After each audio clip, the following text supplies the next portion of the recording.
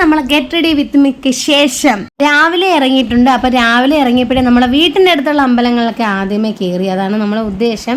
പിന്നെ വരുന്ന വഴി കൊല്ലത്തുള്ളവർക്ക് അറിയാമായിരിക്കും, ഓച്ചിറ അമ്പലത്തിൽ കയറി. അങ്ങനെ കുറച്ച് അമ്പലങ്ങളിലൊക്കെ നമ്മൾ കയറിയിട്ടുണ്ട് കേട്ടോ. അങ്ങനെ കയറി നമ്മൾ അതുകൊണ്ട് തന്നെ ഒരുപാട് താമസിച്ചു. നമുക്കവിടെ 2 മണിക്ക് എത്തണം. നമ്മളിപ്പോൾ തന്നെ നമ്മൾ ഒരു 11 മണിയായപ്പോഴും നമ്മൾ കൊല്ലം കഴിഞ്ഞങ്ങോട്ട് പോകുന്നതേ ഉള്ളായിരുന്നു.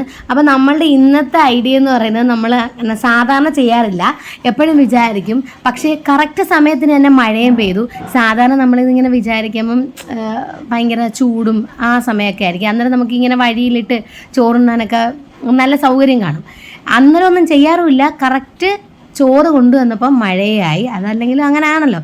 അപ്പം നമ്മൾ എന്താണെന്ന് വെച്ചാൽ മഴയാണെങ്കിലും മഴയൊന്ന് കുറഞ്ഞപ്പോഴത്തേക്ക് ഈ കടയുടെ ഫ്രണ്ടിൽ ഈ അടച്ചിട്ടേക്കുന്ന കട ഉണ്ടല്ലോ, നമുക്കൊന്ന് ഇരുന്ന് എല്ലാം എടുത്ത് വെച്ച് കഴിക്കാൻ പറ്റുന്ന കടയുടെ ഫ്രണ്ടിൽ ഇരുന്ന് ചോറ്, ചമ്മന്തി, അച്ചാറ്, പിന്നെ അമ്പലങ്ങളിലൊക്കെ പോയിട്ട് വന്നുകൊണ്ട് നമ്മൾ ഉണക്കമീനും സലാഡ് പിന്നെ പിന്നെന്താ ഒരു തോരൻ അങ്ങനെ എങ്ങാണ്ടുണ്ടായിരുന്നു.